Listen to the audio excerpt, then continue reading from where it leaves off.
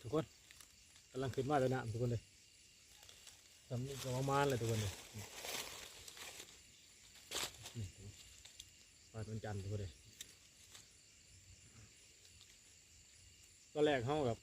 คิดว่าตัวใหญ่ทุกคนเลยนี่ตัวตำยิดก็เลยมุดหลอกไปแล้วก็มาเพาะหนึ่งตัวหนึ่งนี่ทุกคนยิงเอาก็ไม่ยิงเอาเลยทุกคนเลยมุดใกล้แล้วตำยิดกลับมาขึ้นเราเห็นนี่ยิงเสือเลยทุกคนถือว่ามือนี้ครับจะได้กระมันเลยทุกคนอะไรกันแล้วมือนี้หนาวหรือบ้านคิดว่าสีบมันเสือทุกคนเลยให้ตัวตามตัวทุกคนมันมานำบึงปลาไหนตัวยิ่งเหมือนนั้นมันบ่เห็นมันปลาไหนนะจักว่าอยู่ใส่บัดหนาวไปเลยทุกคนอย่างที่มาเบิ่งใหม่